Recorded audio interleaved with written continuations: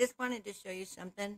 Something caught my eye, and I just wanted to say thank you, Chip Roy, and God bless Texas. So take a look at this.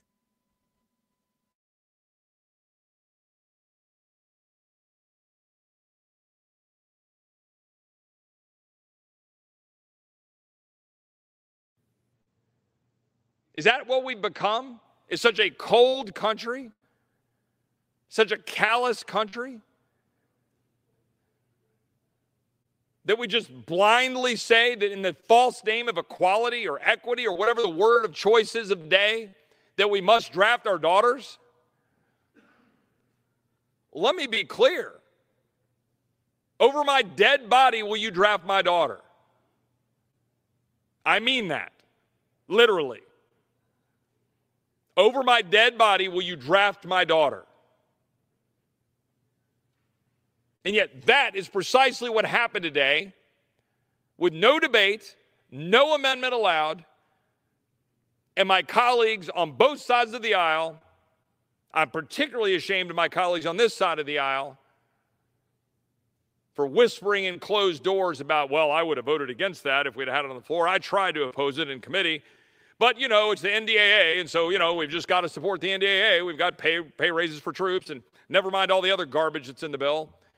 We got to support it. 60 straight years. We got to support it. You want to know why the Department of Defense is a complete mess? You want to know why the brass is completely inept and unable to actually run a war? Unable to actually exit a country when a president gives a ridiculous order to exit on September 11th for optics? You want to know why that Department of Defense is completely inept? Because we've been authorizing it and funding it for decades. And my colleagues on this side of the aisle are just as guilty, if not more. And now, my colleagues on this side of the aisle say, sure, draft my daughters. And when I say, as I have said to them, that a vote for this NDAA today was a vote to conscript your daughters, let me tell each and every one of you across this country, that is precisely what it was. And do not let any member of this body get away with hiding or running from the simple fact that today this body voted to conscript our daughters. Imagine that one day when you're sitting in your house and the lottery number comes up for your wife and not for you. What are you going to do? Or for your daughter and not you? What are you going to do?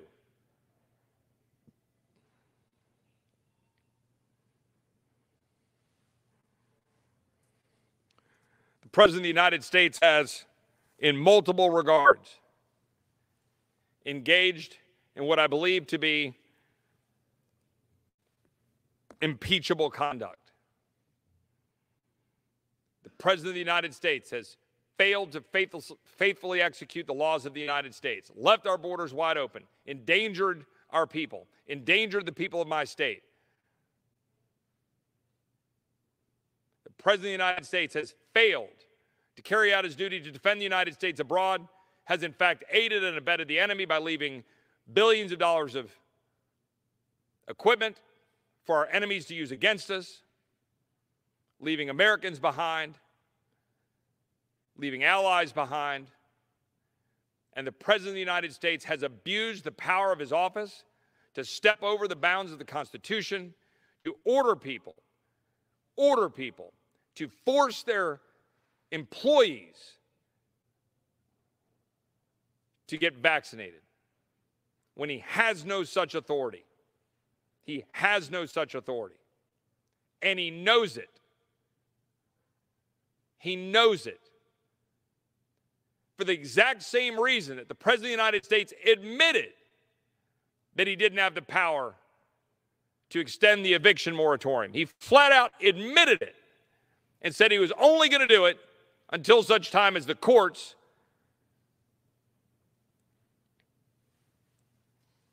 could hear the case and make a decision. That same president knows full well that his orders are unconstitutional, but he does not care. And that is an abuse of power.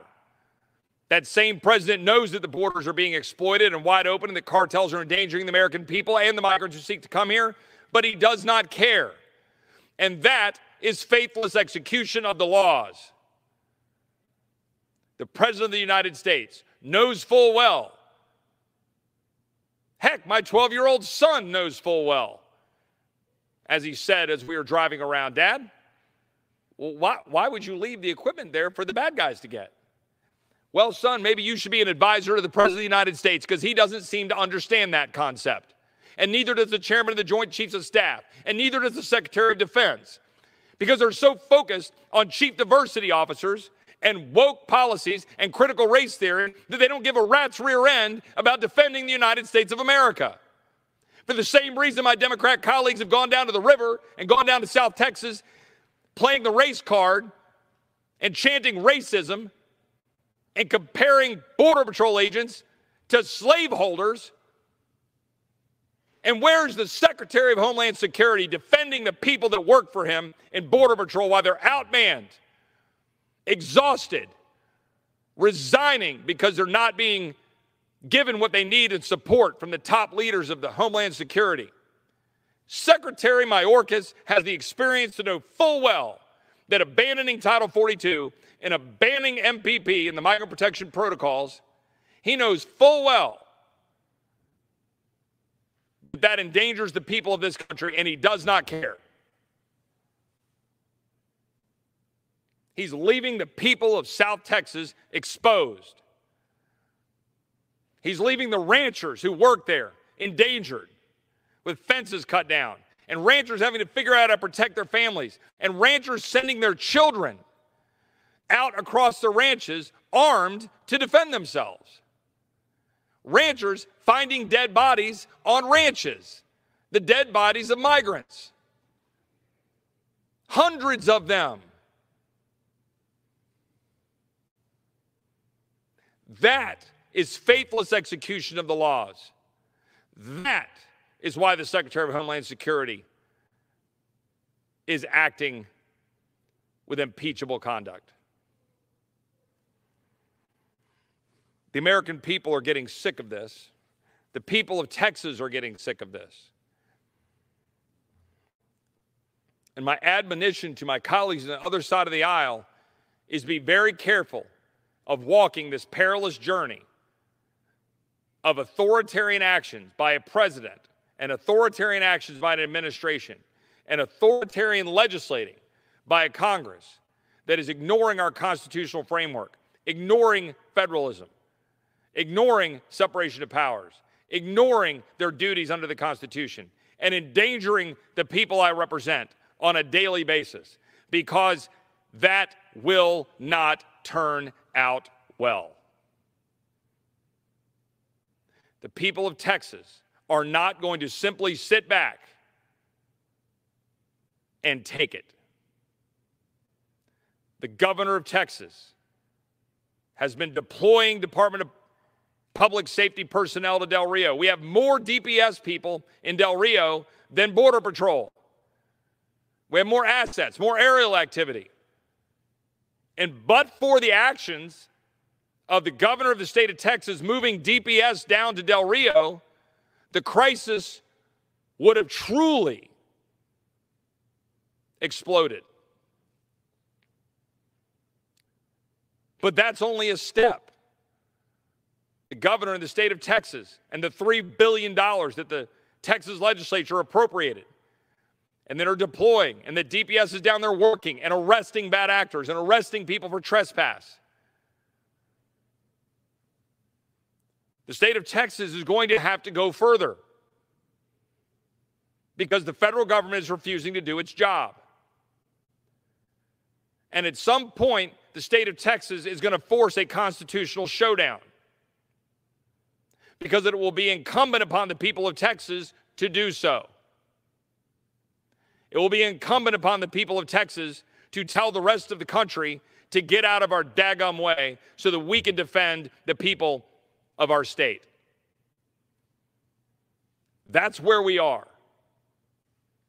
And while my colleagues decry the fact that Texans believe that we should protect life once it has a heartbeat, while my colleagues decry the fact that we believe we should protect life, while my colleagues allow migrants to die,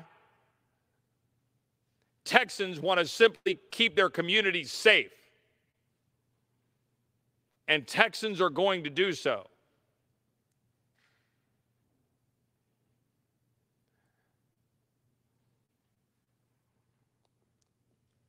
The People's House is supposed to mean something, Madam Speaker. The People's House is supposed to be a place where we're able to come together, agree under the Constitution on how to have a more perfect union. But union doesn't mean anything when the people of my state are being trampled. Union doesn't mean anything when the rights of the people I represent are not being respected, when the safety of the people that I represent is not being protected or secured, when the blessings of liberty that are supposed to be secured under the Constitution are not being secured but being trampled upon, then it will beg questions about the efficacy of union. I yield back.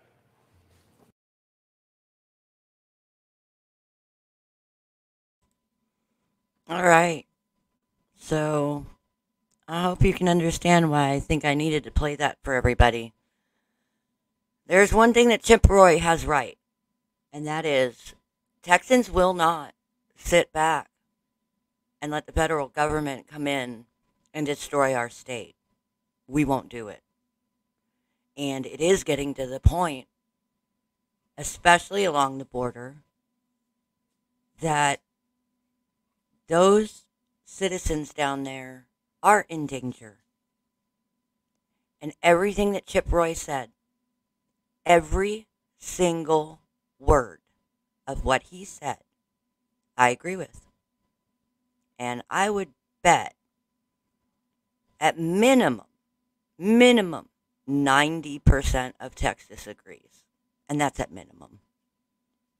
But YouTube, I wanted to remind you that was from Forbes. I provided the link. Everything, that's not something that I did. That is from the House floor. So I'm just playing news media.